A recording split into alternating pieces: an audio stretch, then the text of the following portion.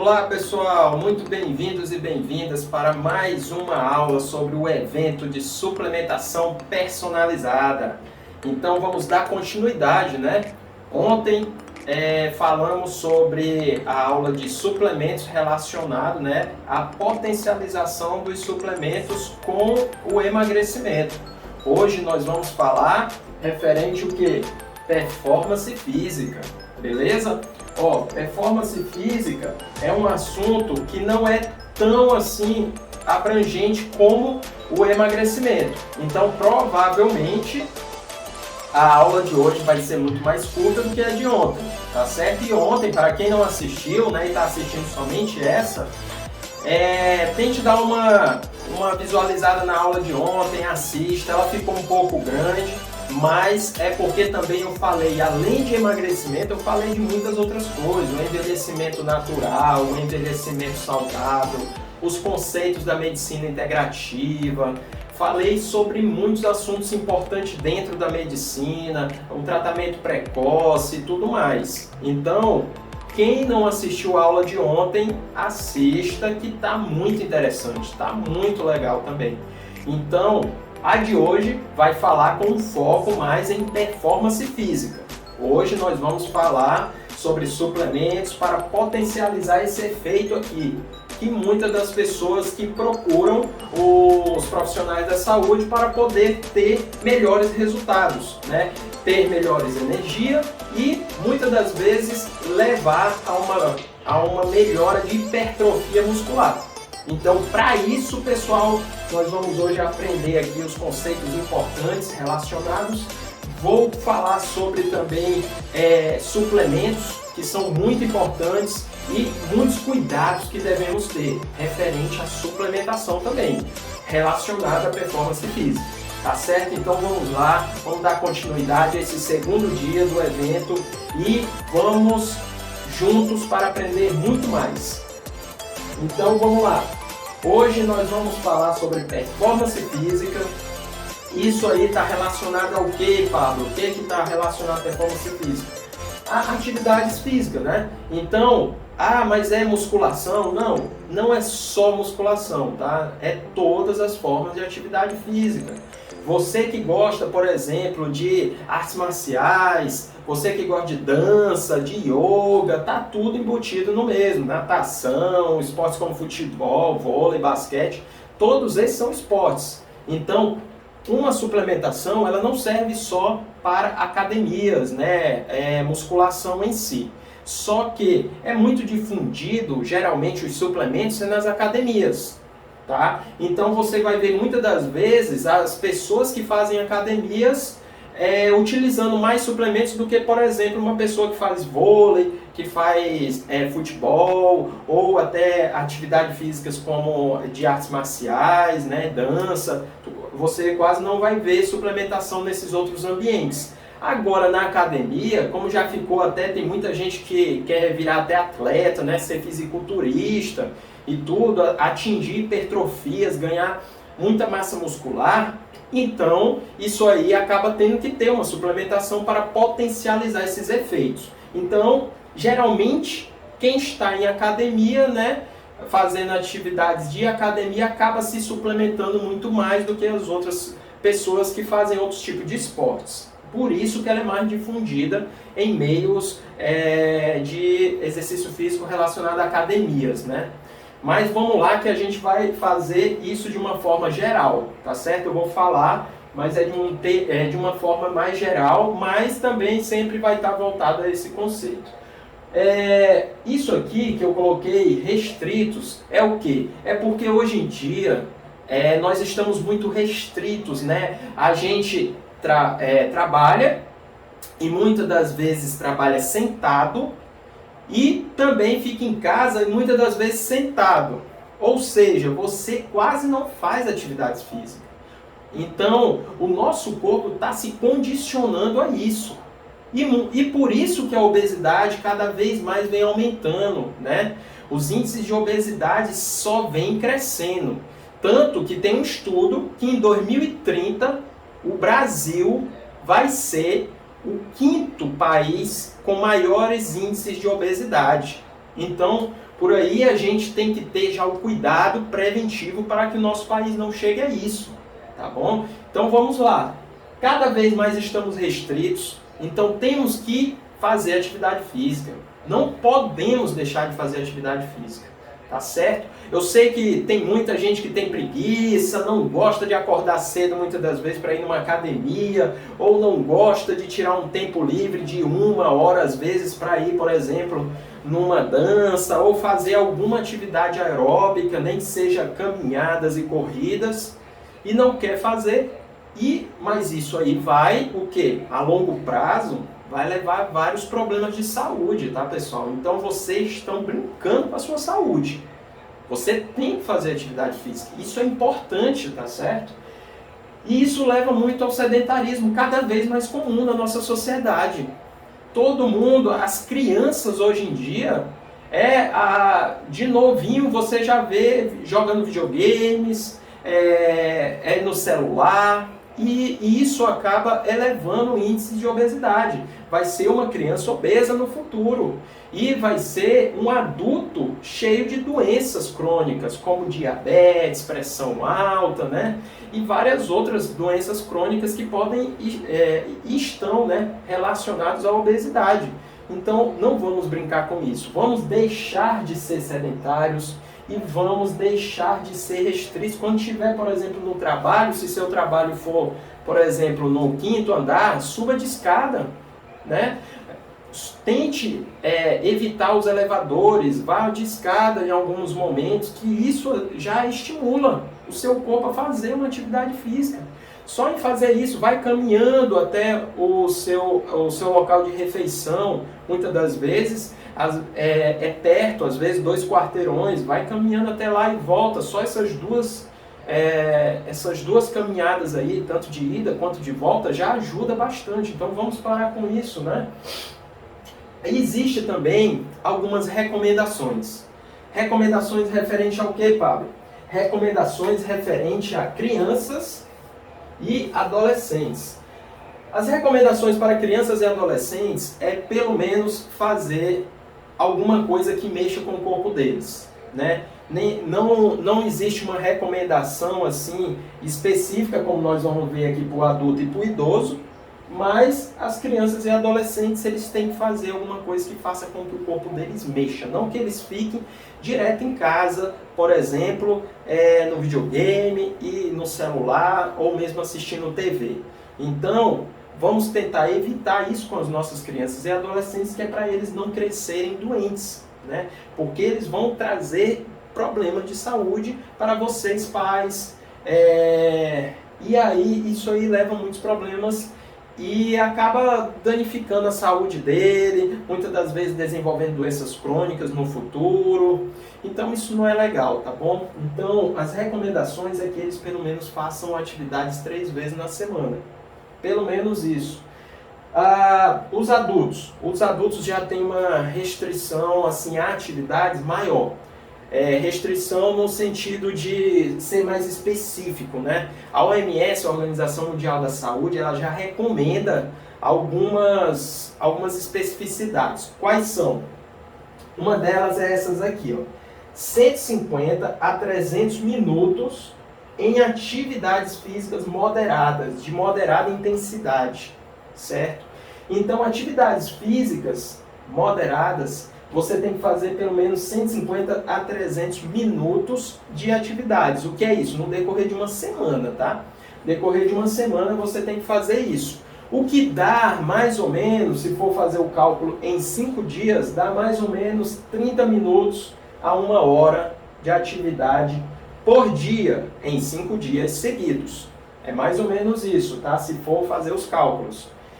Aqui é uma recomendação para atividades intensas. Aqui já é aquelas pessoas que fazem atividades físicas de uma forma mais intensa. Então, 75 a 150 minutos, tá? O que dá mais ou menos 15 minutos a 30 minutos por dia, em 5 dias seguidos também, tá bom? E aqui temos os idosos, né? Os idosos, nós temos algumas recomendações também. Elas são parecidas com os adultos, só que nós temos que enfatizar certos conceitos, como quais? o equilíbrio funcional deles, porque os idosos com a idade, né, tendem a ter desequilíbrios físicos, eles têm dificuldades de locomover e de fazer determinadas atividades que são um pouco mais intensas. Então, eles têm que ter um equilíbrio funcional e tem que ter também essa fortificação aqui, esse fortalecimento muscular.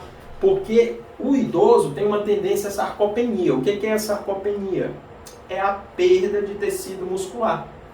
Então, tem que tentar priorizar com os idosos. Idosos pela recomendação, né, é acima de 65 anos, tá? Só para conceituar.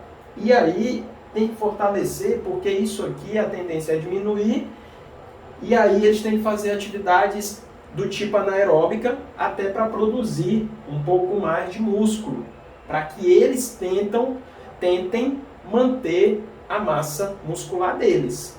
Então é essencial que os idosos façam atividades funcionais. Quais são essas atividades funcionais? Eu não exemplifiquei, mas é ideal que faça pelo menos atividades que mexam com o equilíbrio do corpo. Quais? Artes marciais são excelentes para isso, tá?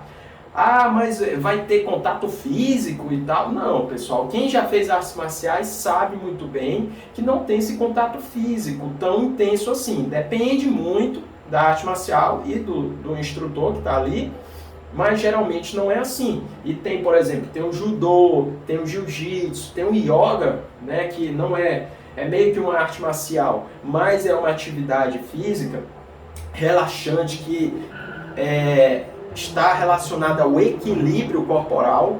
Então é excelente para os idosos, tá? Uma atividade muito legal. E dentre outras também, como natação, hidroginástica, tudo isso são atividades funcionais essenciais por idosos, tá bom? Então vamos lá, vamos dar uma adiantada aqui, né? Agora vamos falar relacionado ao que, pessoal? Atividade física e dieta, o que? Isso aqui eu coloquei para que a gente também tenha uma ideia muito legal referente a isso aí, que não é só suplementação que é importante não, tá? A atividade física e a dieta, eles representam 90% dos nossos resultados. 90% dos nossos resultados está relacionado a isso aqui, ó, atividade física e dieta. A nossa performance física está relacionada a esses dois. 90%, olha só, olha a quantidade. Só 10% está relacionado à suplementação. Por aí vocês veem que o conceito, né? Por isso que eu faço essas introduções aqui, para vocês não caírem na ideia de que eu tenho que suplementar para ter resultado. Eu tenho que tomar whey protein que eu tenho que crescer, né? Muitas das vezes não. Depende muito do tipo de fisiologia, do tipo de objetivo também que você está buscando na sua atividade física. Mas nem sempre precisa de uma suplementação, tacar ali 10 suplementos para você crescer e ficar fortão. Não é bem assim, até porque para você adquirir realmente um corpo físico, né, uma musculatura bem definida, é ao longo de anos de atividade física. Não é uma coisa que você vai adquirir em 6 meses, por exemplo, tá certo? É bem diferente, tá? Mas nós podemos potencializar sim, definindo, claro, os objetivos que o seu cliente, seu paciente está traçando ali, tá? Aí melhora, tem uns que perdem peso bem mais rápido, né, por causa da quebra lipolítica, né, a quebra da gordura acaba sendo muito mais rápido, junto com isso aqui, atividade física e dieta. A pessoa que faz isso, une esses dois, já conseguiu aqui, ó, 90% dos resultados. Então, não é só gastar rios de dinheiro com suplementos, não. Tá, beleza? Mais uma dica aí do Pablo, viu? Olha aqui, ó, guia prático. Agora o guia prático é o quê? É o que vai ser dito hoje, né? Eu coloquei ele aqui para exemplificar, para vocês terem uma noção do que vai ser falado hoje aqui. Primeiramente sobre performance física, o que eu vou falar? Proteínas. Por que proteína, né? O que proteína tem a ver com suplemento? Vocês vão ver. Primeiramente nós vamos falar sobre proteínas.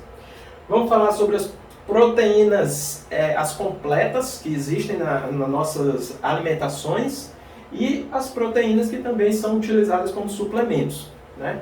Então, eu vou falar sobre elas mais à frente. Além das proteínas, o que é que nós vamos falar? Sobre alguns suplementos relacionados a aminoácidos. Suplementos de aminoácidos. Existem vários, tá? Existem vários suplementos relacionados a aminoácidos. Outro são os termogênicos, que são utilizados, né? Termogênicos, que são utilizados muito para quem quer, principalmente, né, queimar aquela gordurinha localizada, né? Então vou falar sobre alguns suplementos termogênicos aqui também. Além disso, os test busters, que é o que? É os estimulantes de testosterona, né? Estimulantes de testosterona. Os estimulantes de testosterona. Vamos falar lá no finalzinho da aula sobre alguns, se existe realmente, né? Vocês vão ver que tem alguns que é só mesmo propaganda, marketing, e não tem esses efeitos todos não. Tem outros que têm até uma funcionalidade, mas isso aí vamos deixar para o finalzinho que a gente fala sobre eles, tá bem? E aqui, para iniciar as proteínas, primeiro nós temos que entender o que é aminoácidos. Isso aqui, aminoácidos, para quem é profissional da área da saúde, quem é nutricionista, quem é médico, né?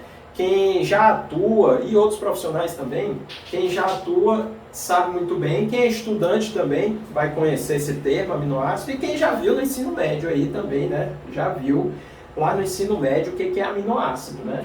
Os aminoácidos são os precursores das proteínas, são como se fosse os tijolinhos, né, da parede, do muro, né, os tijolinhos do muro. Cada aminoácido vai formar a proteína e eles vão formar, e as proteínas vão formar várias coisas no nosso organismo. Eles servem para transportes de hormônios, eles servem para transportes intercelulares, eles servem para reações químicas, eles servem como cofatores, eles servem como enzimas. Tem inúmeras funcionalidades das proteínas, então nós não podemos deixar de ter elas no nosso corpo. As proteínas, elas são essenciais, tá bom? Nós vamos ver que existe um conceito, que é o quê? Quantos aminoácidos nós temos no nosso corpo que formam as proteínas? 20. 20 aminoácidos. Esse AA, tá? Só para quem não é familiarizado com o conceito, AA é relacionado a aminoácidos, tá? Toda vez que vem um AA, que eu até coloquei aqui, isso é relacionado a aminoácidos. Então nós temos 20 aminoácidos, sendo que 8 são essenciais.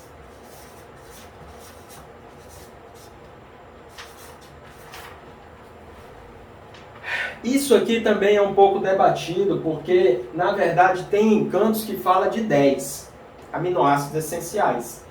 Outros, e eu também eu enxergo mais o conceito de dos outros cantos que fala que é 8. Por quê? Porque os outros dois, que é a arginina, né, que é um aminoácido aí relacionado a uma produção de algumas substâncias, que é boa, que eu vou chegar até lá, que ele é muito importante também, só que tem momentos do nosso corpo que ele não, que a gente não precisa ter, ele é autoproduzido pelo corpo.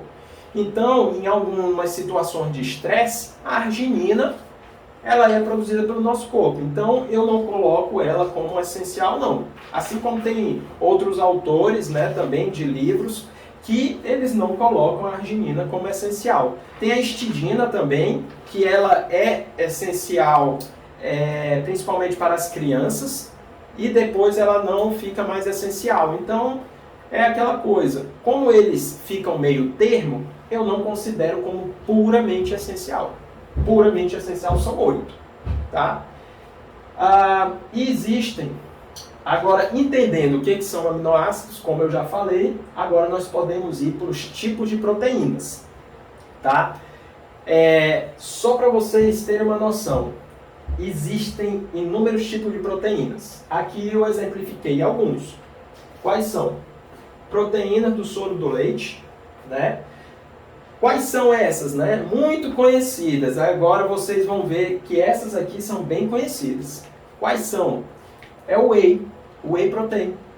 O whey protein, ele é uma proteína do soro do leite. Como ele é formado, é uma parte, aquela parte meio translúcida, né? Meio branca não, na verdade ela é transparente. É aquela parte transparente do leite que sai quando você faz a coalhada, né? E aí, aquilo ali é o soro do leite.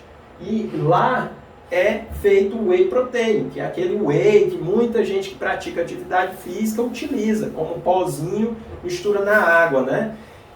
O whey protein, ele está nesse grupo aqui de proteína do soro do leite. E existem 3 tipos. Quais são? É o hidrolisado, é o concentrado e também é o isolado. Eu vou colocar aqui. Temos o concentrado, vou colocar primeiro como concentrado aqui. Concentrado. Aí tem o isolado. E temos o hidrolisado.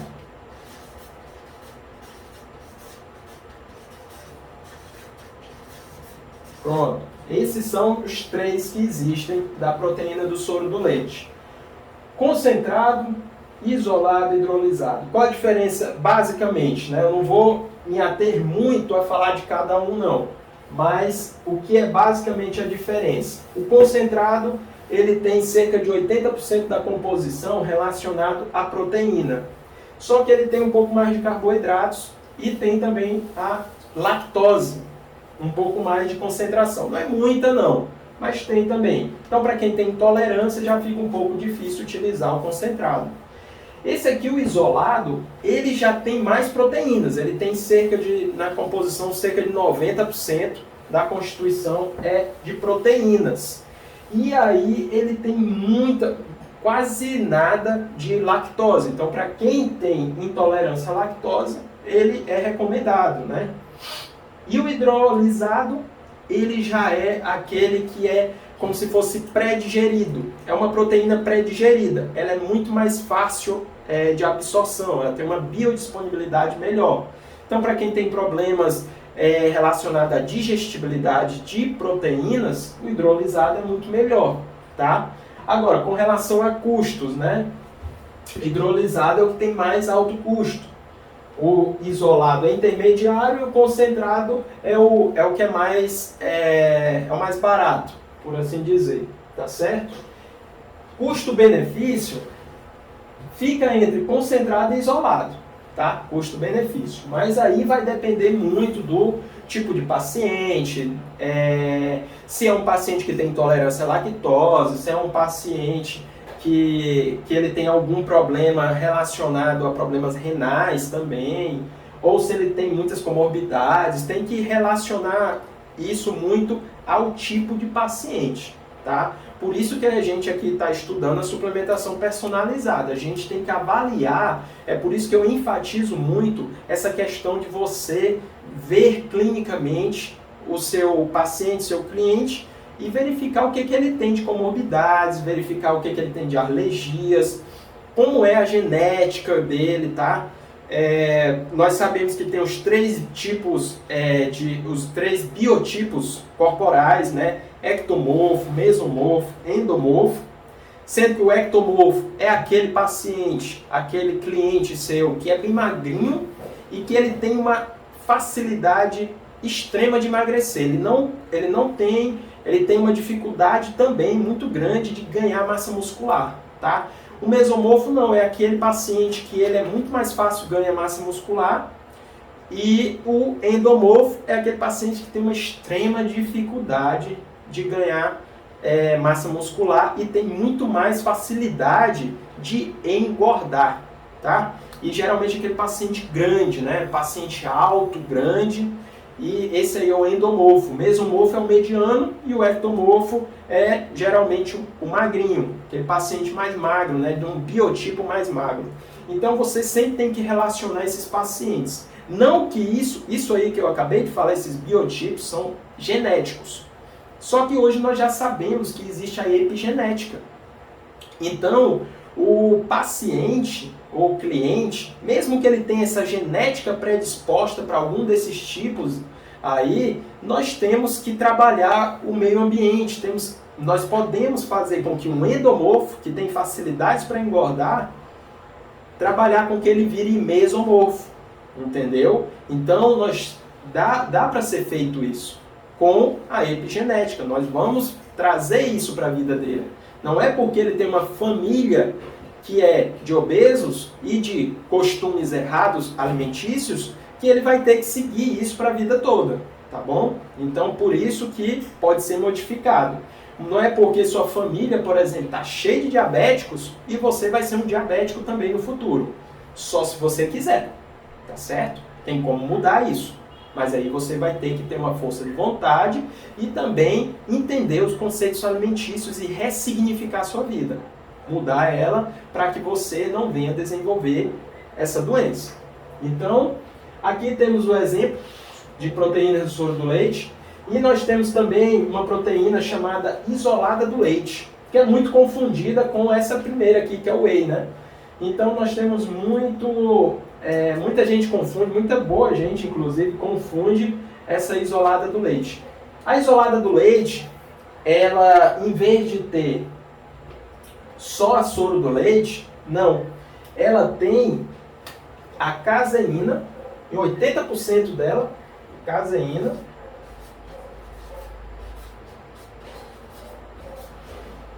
e tem também a proteína isolada, que é o whey. Vou colocar aqui como whey. E aqui é 20%, tá? Aqui 80%. Pronto. Aqui 80% e aqui 20%. Ela tem os dois. Então ela vai ter tanto os benefícios da caseína, que a gente vai já comentar aqui, quanto os benefícios do whey protein, que é a proteína do soro do leite. Então ela não é a soro do leite, tá? Muita gente confunde isso aí. Então a isolada do leite, ela já é as duas aqui juntas, tanto a caseína quanto o whey, né, que é a proteína do soro do leite. Outros exemplos de proteína são a caseína, a própria caseína pura mesmo, inclusive dá para ser suplementada a caseína. Ela já é uma proteína de lenta absorção. Ela já absorve, por exemplo, se você for suplementar, geralmente um pós-treino de caseína você pode fazer, geralmente até quando é feito, é à noite. Por quê? Porque é o período que você vai ficar em jejum, por exemplo, e às vezes pode ter um catabolismo, e aí é bom fazer uma suplementação de caseína que você mantém, né, ali o anabolismo, na verdade você mantém sua massa magra e aí não acaba perdendo no período noturno aí, às vezes devido a uma queima exagerada. Então é muito interessante, mas é em alguns casos também, tá? É bem personalizado também essa questão da caseína aqui. Outras coisas que nós temos são as proteínas vegetais. Essas aqui é muito importante para os pacientes vegetarianos, por exemplo, que eles não consomem proteínas de outros, por exemplo, de animais, e aí eles consomem mais proteínas vegetais, como quais? Proteína da soja, né? Proteína da ervilha, do trigo, do arroz, e aí vai. Então, essas proteínas, elas têm os aminoácidos, mas nem todos essenciais, né? E nem a concentração adequada. Então, muitos dessas pessoas precisam também de suplementos. Até a biodisponibilidade altera um pouco, né, dessas proteínas. Então, essas proteínas vegetais têm que ser avaliado quais são que esse paciente está consumindo e aí você verificar direitinho se ele vai precisar ou não, tá certo? E aqui temos o ovo, que que é uma proteína muito boa, principalmente com relação ao que? A albumina. O ovo tem em alta concentração a albumina. Albumina, que é uma proteína que está muito relacionada a transporte, né, no sangue. É relacionado principalmente a transporte de um dos hormônios que é muito bom para o anabolismo. Qual? Testosterona, viu? Ele está relacionado ao transporte da testosterona no sangue. Então, é muito interessante o ovo também. Por isso que tem muitas pessoas que fazem atividade física, né, consomem ali a clara do ovo, que tem grandes concentrações de albumina.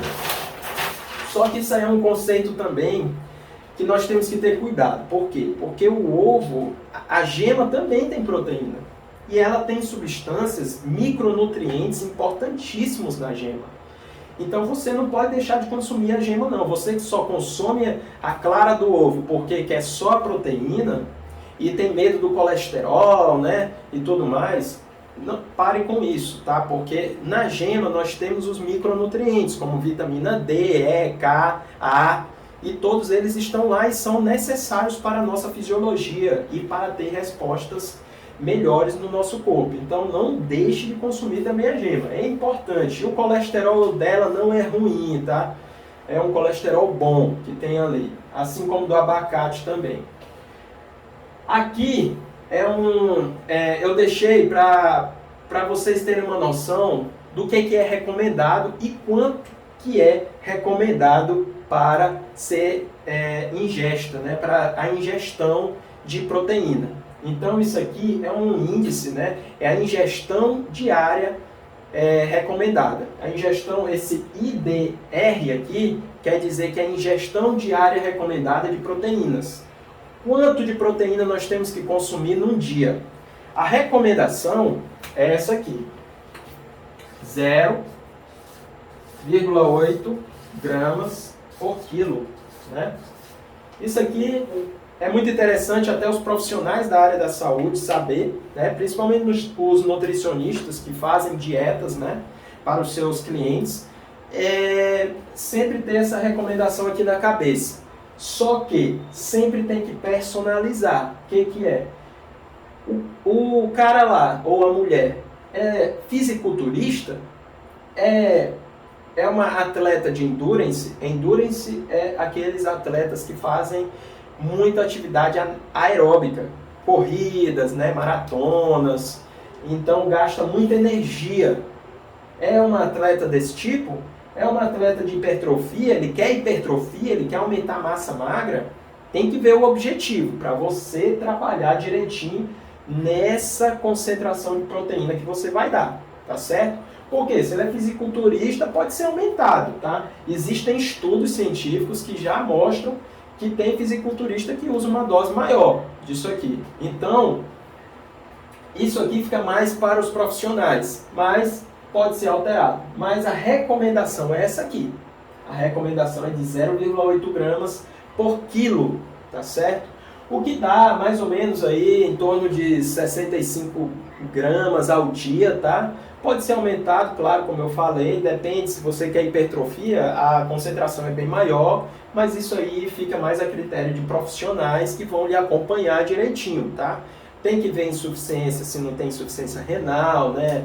E ver outras questões de saúde aí, relacionado também a diabetes, problemas cardíacos. Então, por isso que essa questão de dosagem é um pouco delicada de ser dita aqui, porque eu sei que tem pessoas que não são profissionais aqui, né? E aí os profissionais da área da saúde têm uma facilidade maior para entender e saber a dosagem, tá? Não é o momento, eu ainda vou fazer um evento só para profissionais, mas por enquanto está aberto a todo mundo. Por isso, quem está aqui já está se beneficiando, tá?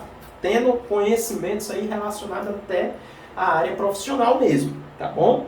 Então, conhecimentos legais, mas também eu não posso chegar ao ponto de passar dosagens e tudo mais aqui, porque leva a um conceito mais clínico, né? Que aí eu não posso também ficar aqui passando de uma forma irresponsável, até porque tem a questão da autossuplementação, que é muito errado e acontece bastante, tá? Com as pessoas que querem se autossuplementar. então não é ideal fazer isso, tá certo? Vamos aqui falar sobre alguns suplementos baseados em aminoácidos. Como eu disse no início, existem vários, né? Quais são? Tem os BCAAs e leucinas, né? São alguns suplementos muito interessantes que são difundidos aqui. Muita gente que já praticou atividade física aí conhece muito bem o que é os BCAAs, né? BCAAs são os suplementos relacionados a aminoácidos de cadeia ramificadas, que são a leucina, que é esse aqui, é um deles, isoleucina e a valina. São 3 aminoácidos.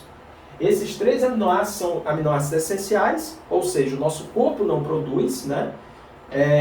E aí nós precisamos consumir para ter uma resposta melhor. Precisamos consumir tanto nas alimentações, quanto também suplementando, né? E aí ele favorece muito as respostas de várias formas no nosso corpo. Quais? Fadiga, ele diminui um pouco a fadiga muscular. Você que pratica atividade física, sabe que você fadiga ali quando faz, pegando peso, né? Puxa e acaba dando uma fadiga na contração muscular. Ele ajuda justamente nisso, ele diminui essa fadiga, tá? Então, principalmente a leucina, que é esse aminoácido aqui, ele tem funções anabólicas muito interessantes. Ele age aumentando, intensificando o anabolismo muscular. Tanto que o whey protein, aquele lá da proteína do soro do leite, da constituição dele, 11% é só de leucina. 11%. O restante é todos os outros aminoácidos. E 11% aqui da leucina, né, está lá no whey protein. O restante, 89%, vai estar todos os outros aminoácidos, como eu falei anteriormente. Tá? Então, por isso que ele é muito importante, principalmente para a pessoa aí que quer ganhar massa muscular, quer ter hipertrofia. Tá aqui uma boa dica, viu? Mantenha esses aminoácidos de leucina em concentração elevada, que você vai ter bons resultados. Outro que ajuda, que justamente é um metabólito, né, da leucina, é esse aqui, HMB, que é o que? A maioria conhece como esse termo aqui de HMB, tá certo? Mas o nome, né, científico e tal, para quem é profissional aí da área da saúde, é beta-hidrox beta-metilbutirato. Tá? Quem quiser depois pesquisar, existem estudos científicos mostrando, inclusive, muito interessante aqui, vamos lá, para os profissionais aqui. Esse HMB, ele está relacionado ao que? Sarcopenia. Pacientes idosos, né, que na senescência, no envelhecimento natural, eles têm o que? Tem sarcopenia, né? Vocês sabem disso. E aí, uma coisa que foi utilizado tanto para pacientes idosos que tiveram resultados satisfatórios foi o HMB. Você utilizar, eles tiveram menor perda de massa muscular, tá certo? E aí isso favorece ao quê? A melhor função muscular desses pacientes. Os idosos têm muita perda e é o que leva muita restrição, né, desses idosos com a idade, é justamente a perda de massa magra, tá certo? Então, outra coisa também foi relacionada a pacientes internados, né, que têm atrofia muscular, internados de longa data em hospitais. HMB também é essencial e é um suplemento ideal para esse tipo de pacientes. E também é utilizado para pessoas que querem hipertrofia muscular em academias. Aí você pode utilizar umas dosagens adequadas para esses, personalizado, óbvio, para esses pacientes, e aí esses clientes vão ter resultados muito bons, tá certo? HMB, outra sugestão legal. Além disso, temos os aminoácidos essenciais. Os aminoácidos essenciais são o que, né? Eu botei eles aqui porque é muito interessante. Nós sabemos que os aminoácidos essenciais são aqueles que a gente não produz, né? Aqueles que a gente necessita consumir para ter no nosso corpo, nós não produzimos. Então, que são aqueles 8 lá que eu falei lá no início, né? Na verdade são 10, tem 2, mas os 8 são puramente essenciais, como eu expliquei lá no início. E estão todos aqui. Os aminoácidos essenciais, eles podem ser manipulados, E geralmente ele é encontrado nas alimentações. Cerca de quem se alimenta aí normalmente com proteínas vai ter 40 a 50% dos aminoácidos essenciais já na própria dieta, tá certo? Agora, por exemplo, pessoas que são vegetarianas já não têm essa concentração tão boa, porque eles já não consomem proteínas numa forma ali adequada, né? E aí eles acabam tendo déficits. Então, suplementar com aminoácidos essenciais para ter performance física adequada nesses pacientes vegetarianos é uma boa opção. Então, fica aí uma dica para vocês suplementar para pacientes nesse estímulo, nesse tipo, né, nesse perfil. Outro suplemento muito interessante é a creatina. A creatina, até pouco tempo aí, até uns anos aí atrás, a creatina foi proibida, né, pela Anvisa. Então é muito controverso a creatina. Na verdade, ela era muito controversa antigamente. É um pouco mal interpretada ela, tá? Mas é bastante estudada, existem números, é um dos suplementos mais estudados que existem, é esse aqui, ó, creatina. E tem efeitos maravilhosos, viu? A creatina, para quem quer ter hipertrofia muscular, tá aqui, um bom suplemento, a creatina.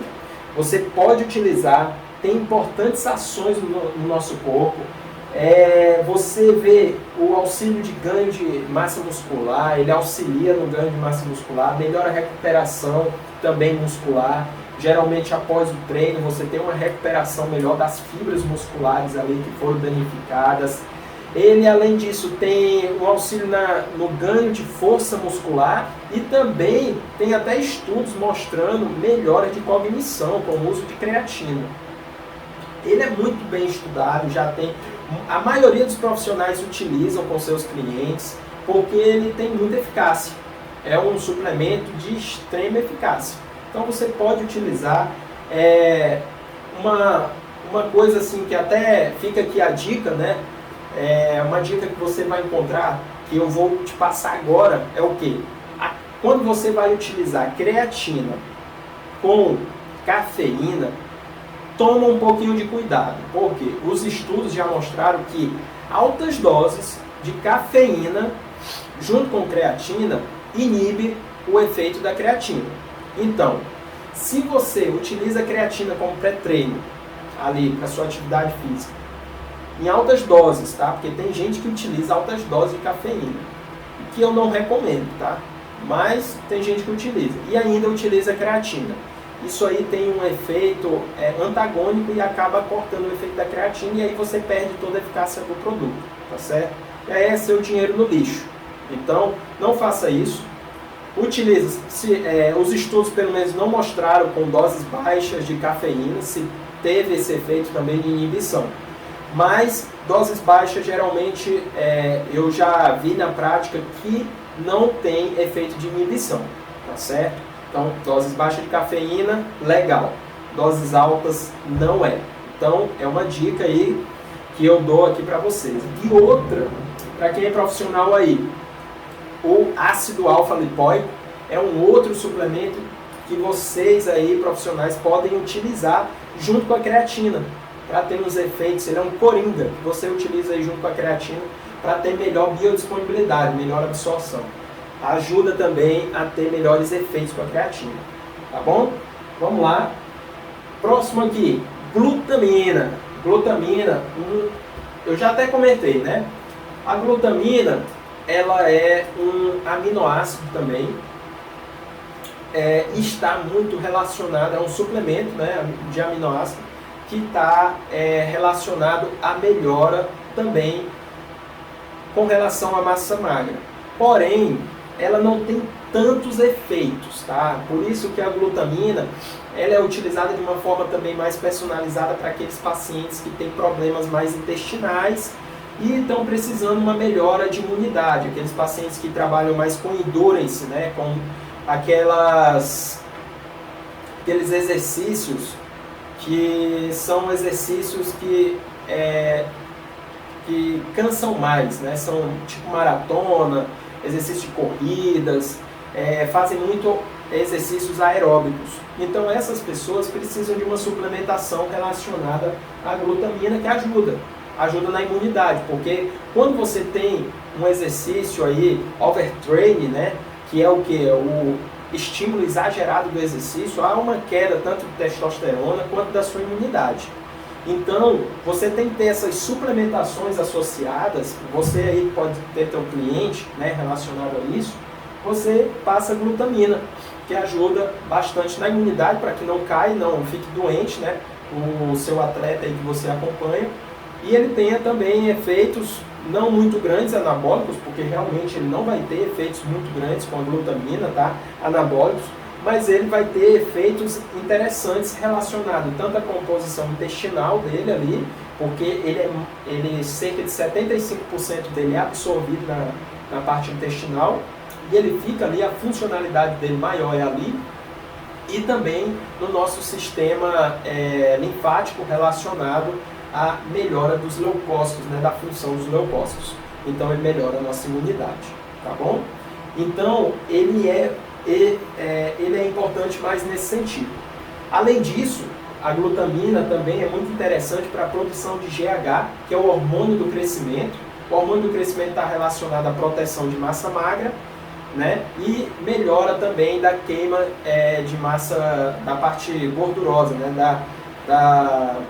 da queima de gordura do nosso corpo. Então, a glutamina tem esse efeito, só que geralmente isso aí já é outras recomendações que você pode fazer para uns determinados tipos também de clientes. Aquele cliente que ele quer que ele não quer uma hipertrofia em si, ele quer melhorar a performance dele muscular para que fique a longo prazo. E aí você associa ali uma glutamina para ele, para dar uma melhorada nesse sentido, tá certo? Então, um outro suplemento interessante, mas que anabolicamente ele não tem tantas funções, tá certo? Ele tem mais funções relacionadas a outros sistemas do nosso corpo. Além disso, temos a carnitina. A carnitina é outro muito controverso, ela tem o seu metabólito ativo, né, que é a L-carnitina, que é o principal que a gente encontra aí como suplementos, né? E ele tem uma função, ele tem altas concentrações no nosso músculo. E aí a carnitina, ela fisiologicamente, ela vai agir onde? Ela age lá nas nossas mitocôndrias para queimar as células gordurosas. Ela pega os ácidos graxos, joga lá na mitocôndria e acaba queimando a nossa gordura, né? Então ela tem essa função, só que o nosso corpo já tem muita carnitina. Nós não temos uma deficiência de carnitina, é muito difícil ter isso. Então, os estudos científicos só mostraram benefício, né, da carnitina em pessoas que têm declínio dela no sangue, tá? Quem não tem declínio teve praticamente muito pouco benefício. Então, é ainda meio controverso, precisa-se de mais estudos relacionados à L-carnitina, à carnitina, para que se obtenha mais segurança. O que a gente ainda faz é relacionado a outras coisas. Por quê? Porque ela tem funções também neuronais, relacionadas a neurotransmissores, que melhoram a cognição. Então, ela está mais relacionada a isso do que mesmo a performance física, tá? Eu coloquei ela aqui porque ela é muito debatida ainda, como uma função anabólica ou não. Então, ela ainda é debatida, eu coloquei aqui. Ainda não se tem um estudo mesmo muito bacana assim, mostrando os seus reais benefícios. Então, ela fica aqui como um coadjuvante, mas que não é tão necessário para o anabolismo ou para quem quer, né, hipertrofia muscular, tá certo? Outro aqui é a taurina, que também não tem muitos efeitos anabólicos, mas ela está mais relacionada à ansiedade, né, a funções, por exemplo, de produção de serotonina, que a gente vai até falar amanhã, não hoje. Amanhã nós vamos falar sobre isso, ansiedade, né, o sono, reparação o sono reparador, no caso, Então isso aí vai ser discutido amanhã. A taurina é um exemplo interessante disso. Não é um aminoácido não essencial, ou seja, a gente produz a taurina no nosso corpo, mas só que nós temos que ter cuidado, porque a taurina ela não tem tantos efeitos anabólicos, tá? Como alguns pensam. Só que foi encontrado em estudos científicos que os fisiculturistas eles têm concentrações menores de taurina. Então eles levam a ter câimbras, né, com mais facilidade. Então ela ajuda a câimbras. Quem geralmente fisiculturista, pessoas que já têm uma massa magra muito maior do que o normal, essas pessoas desenvolveram câimbras por deficiência de taurina, tá bom? Então isso aí sim foi mostrado. Agora, com relação ao anabolismo, não muito, e nem com relação à melhora de tanta intensidade assim com performance física, tá certo? Aqui eu dei uns exemplos, né, de pré-treinos, de ótimos pré-treinos. Existem vários assim pré-treinos que até o whey protein pode ser utilizado como pré-treino, né? Tem os BCA, tem creatina, que dependendo ali do seu cliente você pode utilizar como pré-treino, tá? Mas esses aqui são muito legais. A beta-alanina, né, que é um metabólico da alanina, que é um aminoácido, e a citrulina, que também é outro aminoácido que está relacionado à produção da arginina. A arginina, né, é o que, né? A arginina, ele é um aminoácido que ele ajuda muito na produção de ATP, nosso corpo, de performance. Então, só que nós não precisamos suplementar muito, porque é muito difícil você ter essa queda da arginina, entendeu? No nosso corpo. Então, o que a gente faz com a citrulina, botar às vezes na suplementação dos pacientes que querem ter uma melhora de performance física, é que ela converte muito mais a arginina no nosso sangue do que própria suplementação com a arginina. Porque pode ser suplementada a arginina também. Só que ela foi encontrado em estudos que ela tem uma produção muito maior do que a própria suplementação com a arginina. Além disso, ela além de produzir arginina, ela produz ornitina, que é um outro também aminoácido.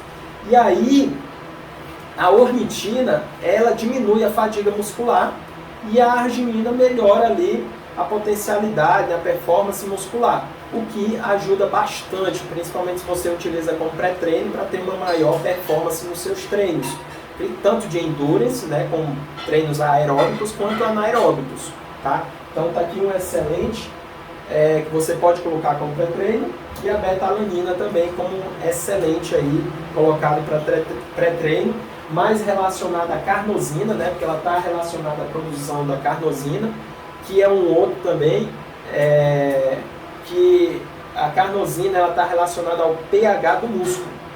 O nosso músculo, ele pode alterar o nosso pH quando faz atividade física, ele fica um pH mais ácido, o que leva à degradação muscular.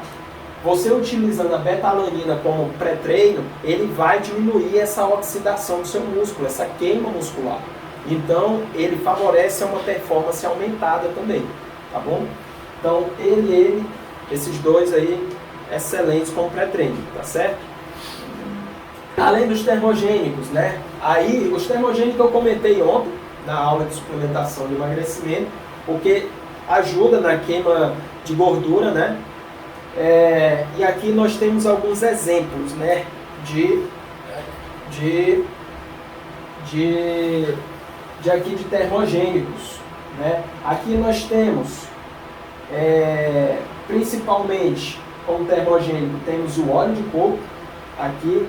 Esse aqui eu vou falar primeiro, porque o óleo de coco, ele é muito debatido. Ele é muito debatido e tem muita gente que tem dificuldade ainda de utilizar, né? Por quê? Porque existem vários estudos, o óleo de coco ele eleva colesterol, o óleo de coco ele não favorece tanto a termogênese, mas tem bons estudos já, e livros inclusive, antigos, que já mostram isso, já mostram os efeitos do próprio óleo de coco, tá bom? Outro de excelente aqui, temos a iobina, Inibina. Esse aqui, ele é muito bom para queima de gordura. A ioimbina, ele é um ótimo termogênico. E geralmente a gente utiliza como uma arma ali, já, por exemplo, você utilizou o óleo de coco, aí o paciente teve uma termogênese, mas muito pouca, aí você coloca a ioimbina depois, se não surtiu o efeito. Então ele não precisa ser utilizado de cara logo. Você vê como que está a resposta metabólica do seu cliente ali, do seu paciente, e depois você utiliza a ioimbina como já um último recurso, porque ele estimula bastante o metabolismo. Tá? Mas é muito bacana ele e muito legal de ser utilizado. Tá? Outro aqui é o chá verde, né? Chá verde. Chá verde essencial, que é a Camellia sinensis, né? Para quem quer o nome científico, né? Do chá verde, a Camellia sinensis. Muito bom também, termogênese. Conhecidos aí, né? Vários. Tem o chá preto também, mas o chá verde tem melhores efeitos, né? E ele também dá para ser utilizado, né? No caso aqui, o chá verde, ele pode ser utilizado como suplementos, né? Ele é em altas concentrações, porém tem que ter aquele cuidado, né? É que nem o último aqui, que é a cafeína. Tem que ter cuidado. Por quê? Porque não pode utilizar em alta concentração e associar com vários outros suplementos, não. Porque ele pode inibir alguns outros efeitos, entendeu? E pode também te dar alterações gastrointestinais. Então tem que ter cuidado aqui com o uso dele. Por isso que é mais recomendado para profissionais cuidar dessa parte aí com você, tá certo?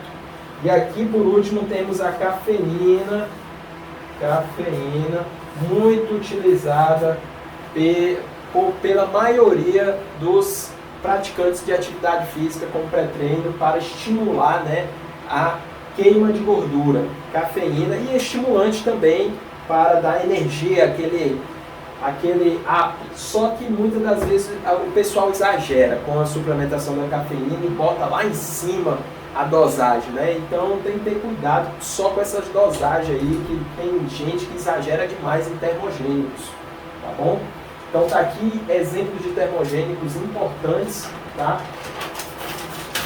E aqui nós vamos fechar, né, com chave de ouro aqui, os Test Buster, que é o que? São os potencializadores estimulantes de testosterona. Por que testosterona? Testosterona é um hormônio anabólico, tá? Assim como a insulina. Então, nós temos que ter, para quem quer hipertrofia muscular, quem quer ter também estimulação, né, para exercícios físicos, ter uma boa testosterona. Só que nós vamos ver aqui cuidados que tem que ter, que é relacionado a esses suplementos aqui. Porque tem alguns que não tem muitos efeitos não. Vamos lá. Aqui nós temos o Tribulus terrestris. Quem aqui já ouviu falar sabe que Tribulus terrestris, ele já foi conhecido relacionado à produção de testosterona, mas que até hoje nunca foi comprovado, viu? Ele tem efeitos na libido, estimula a libido, mas testosterona ainda não foi visto. Então, eu coloquei ele aqui por quê? Porque ele é debatido, mas ele não tem efeito na estimulação direta de testosterona. Ele tem efeito na libido, tá? E ele é afrodisíaco, né? Então ele acaba dando um estímulo. Só que ele também é conhecido como se fosse um estimulante, assim, no receptor da testosterona. Então ele é um adaptógeno, ele é conhecido como um adaptógeno. Assim como outros, como a maca peruana, também não estimula testosterona. Tanto esses aqui, ó, que eu riscar aqui, não estimula testosterona, não estimula testosterona, tá? Mas eles têm efeitos na libido e são adaptógenos. Eles estimulam os receptores da testosterona, mas não na produção, tá certo? Sal palmeto, crisina, pígeo africano, ele inibe a 5-alfa-redutase, que é uma enzima que converte a testosterona em DHT, que é a dihidrotestosterona. Tá? É um outro metabólito da testosterona. Aí ele inibe essa 5-alfa-redutase, o que aumenta a conversão maior para testosterona. Aí acaba aumentando a testosterona, mas porque ele inibe uma enzima, e não porque ele estimula lá nas células de Leydig, né, lá no testículo, a produção de testosterona. Então não é bem isso. O efeito dele é mais ali com relação a isso. Ele pode até aumentar, o que foi encontrado inclusive em alguns estudos, mas relacionado à inibição ali da 5-alfa-redutase. A crisina é outro que está relacionado também a inibir tanto a aromatase, que é uma enzima que converte a testosterona em estradiol, que é o hormônio feminino. Então ela inibe isso, aumentando também a testosterona por causa disso. Tem o pinjão africano, que ele já é mais relacionado à libido mesmo e não tem funções relacionadas à testosterona, tá certo? Ele não produz também testosterona. O fenogrego, pulei aqui, né? O fenogrego, ele é mais conhecido nos Estados Unidos, inclusive, como um estimulante de testosterona, mas ele também tem poucos efeitos relacionados a isso. Ele tem lá um efeito relacionado nas células pituitárias com a produção de LH, né? O LH, para quem não sabe, é o hormônio luteinizante. Esse hormônio ele vai lá para as células de Leydig no testículo e produz testosterona. Só que o fenogrego ele foi mais relacionado a isso e também a inibição, que nem o salpalmeto, né? A inibição da 5-alfa-redutase. Mais isso, mas ele não estimula mesmo. Esse efeito, na verdade, que eu falei aí da pituitária, ele foi mais uma teoria, mas que já foi comprovado que ele não tem esse efeito. Então, o que ainda foi comprovado é que ele tem efeitos, mas é mais na 5-alfa-redutase. Esses test busters aqui, eu deixei eles até para a gente ver como que é difundido os suplementos. É difundido, o marketing é grande, dizendo que produz muita testosterona, que não sei o que isso vai aumentar a sua testosterona e tudo, mas que, como vocês estão vendo, a maioria não tem essa produção. É mais marketing, entendeu? Então não caiam nessas conversas, tá certo? Mas eles servem assim como um estimulante, como um aumento ativo ali da produção, serve, mas para quem produz. Se você é uma pessoa que já está com déficit de produção de testosterona, eles não vão melhorar, entendeu? Por isso que você tem que ver o seu cliente e personalizar. Se o seu cliente é um idoso que já diminuiu bastante os níveis de testosterona no sangue dele, não adianta ficar passando isso aqui e achar que vai aumentar a testosterona dele. Não vai, tá certo? Então não faça isso. Se é um idoso e precisa de aumento de testosterona, ele precisa então de uma modulação hormonal. E ele não vai aumentar com isso aqui. É com modulação que ele aumenta, tá bom? Então, ashwagandha e DEA.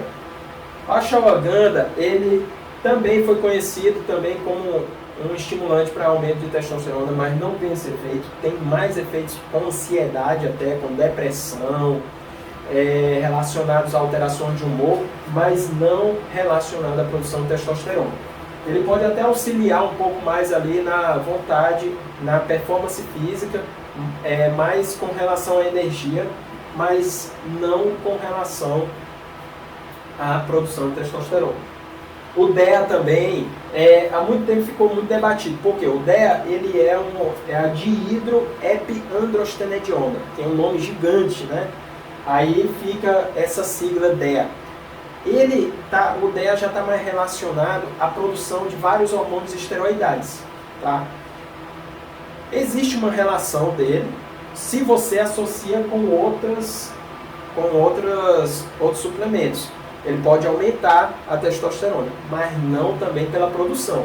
Ele vai inibir, ele vai estimular, na verdade, ali a cascata dos hormônios esteroidais, o que vai aumentar a estradiol, vai aumentar a testosterona, mas é mais na produção adrenal, tá? Não é no testicular. Então ele produz ali, mas é também uma questão fisiológica e não é uma produção tão exagerada de testosterona, tá? E também não foi comprovado grandes efeitos relacionados ao uso do DEA para a produção de testosterona. Ele acaba aumentando, mas de uma forma indireta, não de uma forma direta, tá certo? E também associando com algumas outras suplementações aí.